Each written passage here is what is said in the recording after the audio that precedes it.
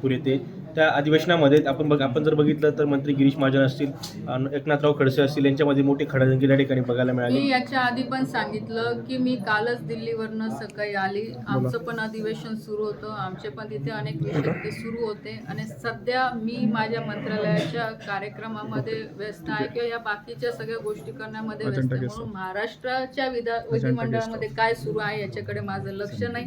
पण प्रार्थना एवढीच आहे की या दोन नेत्यामधले या सगळे जो काही विषय आहे तो संपेल लवकरात लवकर आणि आपल्या जिल्ह्यामध्ये विकासाला गती मिळेल. कारण की आता म्हणजे आमच्या पक्षाचं म्हणते, आमच्या महायुतीच्या सगळ्या पदाधिकाऱ्यांचं आमचं भाग्य आहे की आज आम्हाला जिल्ह्याला मंत्री जे आहे, आज 2 कॅबिनेट मंत्रीपद इथे, 3 कॅबिनेट मंत्रीपद इथे आलेले आहे. माझ्यासहित 4 मंत्री जिल्ह्यात झालेले आहे.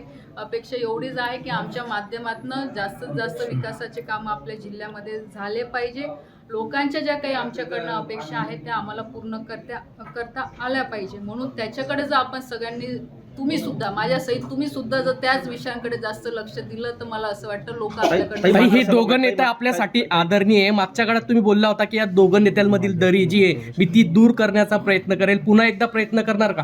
बघा, नक्कीच दोघं नेते माझ्यासाठी आदरणीय आहेच, कारण की दोघांचं स्थान माझ्या आयुष्यात हे महत्त्वाचं आहे.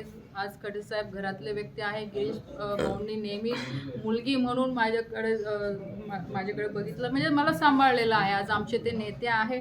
माझा मुलगी म्हणून प्रयत्न हाच राहील की हे विषय कुठे ना कुठे बंद झाले पाहिजे आणि जिल्ह्याच्या विकासासाठी सगळ्या नेत्यांनी एकत्र येऊन काम केलं पाहिजे.